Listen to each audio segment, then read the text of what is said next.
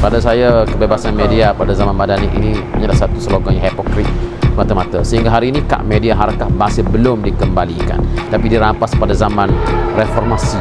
Majlis Apresiasi Wartawan Nasional di komen sekali. Okey, utamanya saya bagi pihak harakah, saya ucapkan tahniah kepada pihak Stratcom SG4 di atas kejayaan untuk mengadakan program sambutan Hari Wartawan Nasional Hawana 2025 pada malam ini.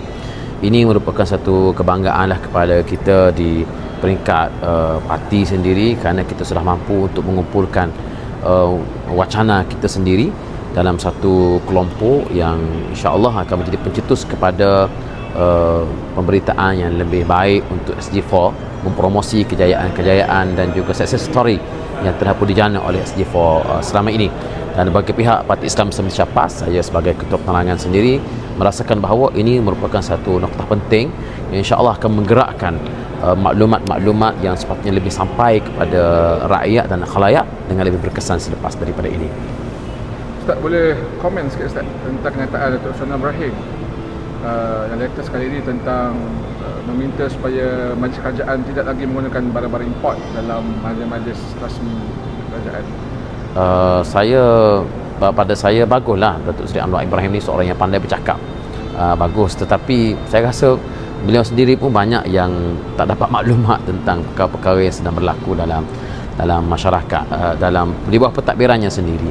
So dari sudut penggunaan barang-barang import yang telah pun disebut itu, ya kita sambut baik sebenarnya, tetapi adakah ia akan dilaksanakan dalam bentuk polisi? Semua orang boleh bercakap, tapi pelaksanaan dalam bentuk polisinya macam mana? Idea reformasi yang dicadangkan tidak berlaku, penjimatan tidak berlaku, soal rasuah dan banteras rasuah pun nampaknya kelihatannya tidak serius untuk dilaksanakan.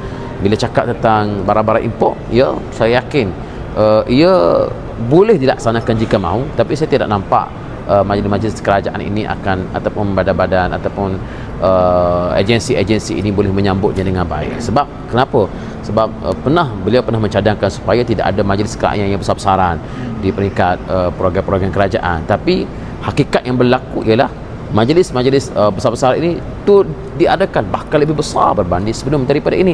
Majlis kerajaan untuk kemenangan dalam PKR itu sendiri pun telah diadakan besar-besaran.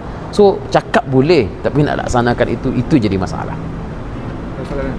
Komen mengenai pelantikan Nurul Izzah dengan Saifuddin Nasution sebagai pengarah pilihan raya. Itu hal keluarga, saya tak boleh nak komen lah hal keluarga orang, anak beranak orang, saya tak boleh komen.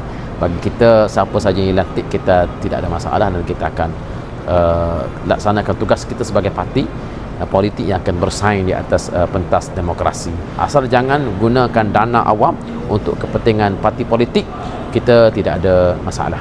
Mungkin terakhir Muhammad tentang kebebasan media zaman era Madanin, di mana Telegram yang terbaru jadi siasat 2 kali telah di-ban. Dan kabarnya kali ketiga pun mungkin akan di-ban. Pada saya, kebebasan media pada zaman Madani ini hanyalah satu slogan yang hipokrit mata-mata. Sehingga hari ini kad media harakah masih belum dikembalikan. Ia tidak dirampas pada zaman Mahazalim, ia tidak dirampas pada zaman diktator sebelum daripada ini, katalah diktator quote unquote, tapi dirampas pada zaman reformasi, pada zaman Datuk Seri Anwar sebagai Perdana Menteri. So selagi mana kad media harakah belum dikembalikan, anda hanya bercakap kosong saja tentang kebebasan media.